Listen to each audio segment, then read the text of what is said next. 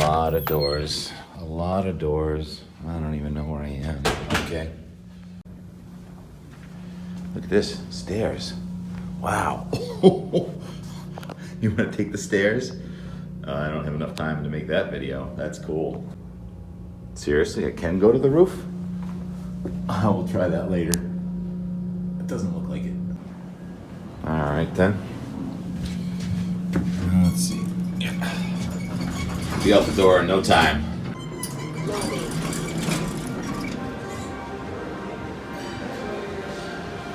Old school.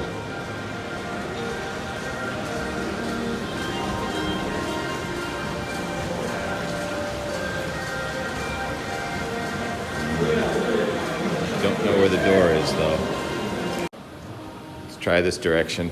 There's got to be a door around here somewhere. Looks like there's doors on both sides. Think I can go out them? Maybe. Looking like I might be able to get out the door here. Out the door. Whether more. Yes. Eerily quiet for the City of Angels. Good morning. Good morning. Good morning. There's the sun. Sun came up here about 7:15, same time as Boston. Oh wait, no, 3 hours later. Clock said the same. Not sure where I'm going. I know that it's warmer in Boston than it is in the City of Angels. This morning, 49 degrees at sunrise. Logan Airport was 58 degrees at sunrise, which if it holds will tie the record high low temperature set on November 5th, 1961. And then Jot shared that tweet from North Adams in the mid-60s this morning to start the day. Okay, so I'm kind of trapped in this courtyard. No wonder there's nobody in here. That would be fake wisteria right there. And believe it or not, there's a lawn. It's all right there. There's the lawn. Just roll it out and you got a grassy courtyard.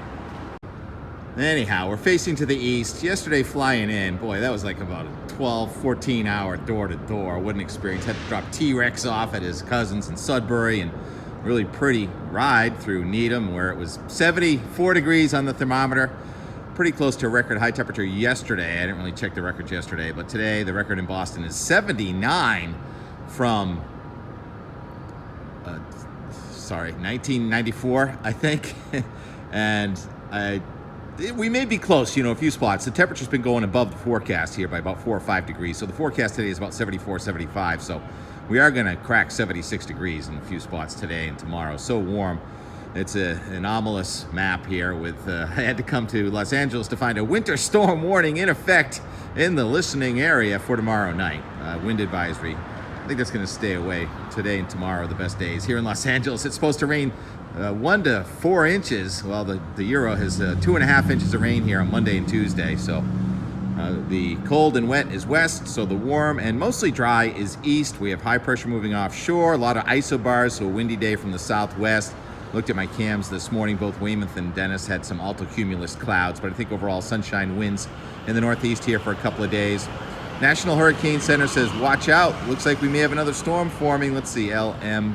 I didn't look up what the N name is, but the N storm could be approaching the southeastern United States. And yesterday it kind of broke into pieces, and a part of it came up for rain here next Friday, Saturday, with the next cold front still way off to the west. Well, things have changed. Talk about change. Remember, about 5 days ago, the Euro had about a 968 low in northern Minnesota here for tomorrow morning. Well, now there are two 980 something lows, but they're well up into Canada, so that keeps our warm air going.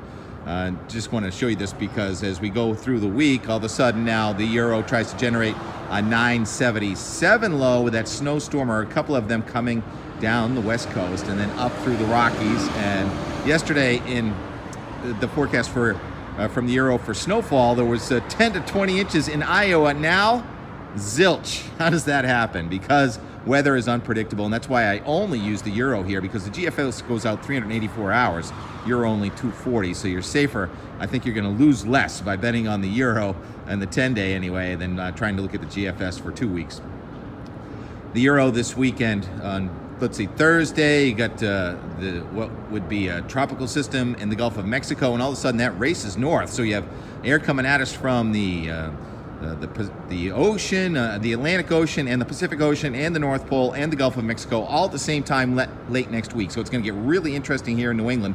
The biggest development is the fact that now that tropical energy hooks up with the cold front that's coming across here at the same time, so that at least opens a tiny possibility that it could get cold enough for snow in our mountains.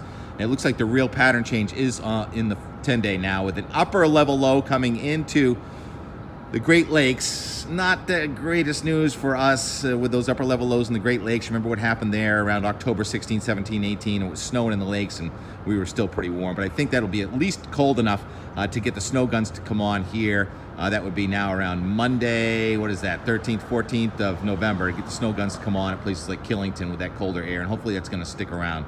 Anyhow, that flight in yesterday was kind of bad, coming across the turbulence, and then I could see the snow. I couldn't get a picture of it, but reflecting with the moonlight going across Colorado, and the real turbulence was in Iowa. And I didn't like it at all, and now I'm all messed up with the time. And the football game that we're going to today, it starts at 8 o'clock, which is the equivalent of 11 o'clock. So I don't know if we're going to make it out the door or not this evening or tomorrow morning. From the City of Angels, it's your surf ski weatherman. Closer to skiing than surfing here on the West Coast. Like you said, we had a really wintry week up here with opening day. About a foot of snow. We've been able to make snow around the clock. And we it's like the middle of the winter. Minutes ago with 4 lifts, 5 runs, and 1 terrain park for Lexi, day 1 of the season. Is she a reporter or does she work for Mammoth? This is the first resort to open for the ski season. We are just wondering how in California. Prepare for this big grand opening, and you just opened, what did you say, 10 minutes ago? Oh, neat. Yes.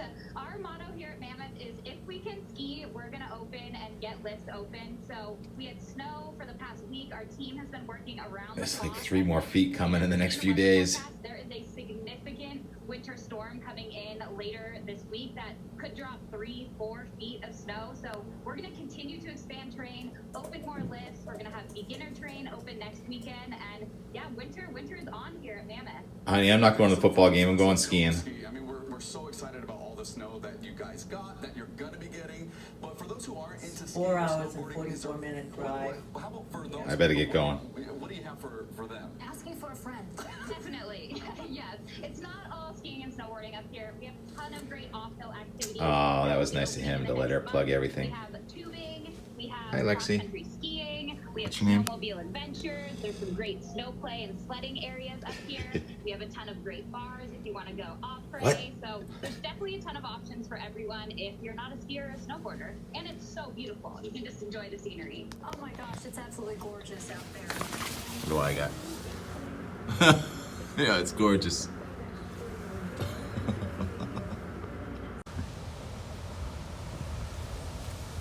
That's bigger than our house by a long shot.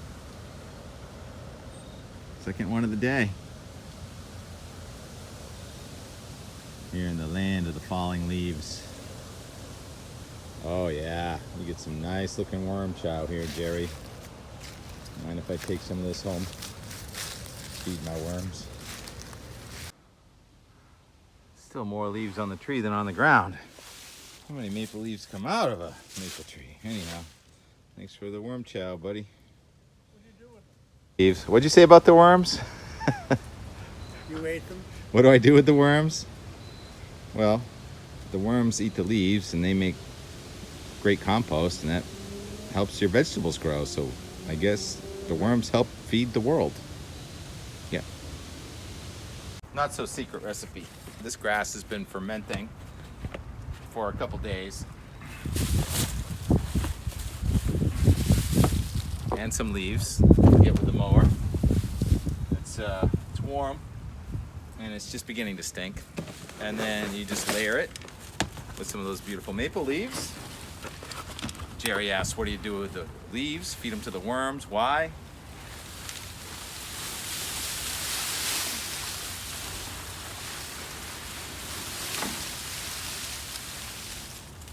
it looks like a big pile and everything. But they'll smush down pretty quickly. I just turned it over. You can add a little, of what you just turned over. Get the smushing process going a little faster. Let's see if we can't find. That's grass from earlier in the season. And there are your worms. I know you were dying to see them.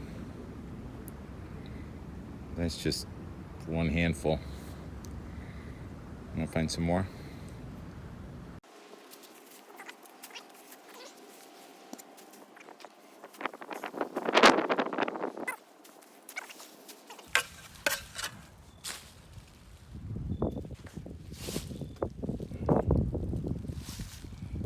This one's cheating a little bit. Not the worm, but me putting in the potting soil. They don't really like the sun. Okay, sorry.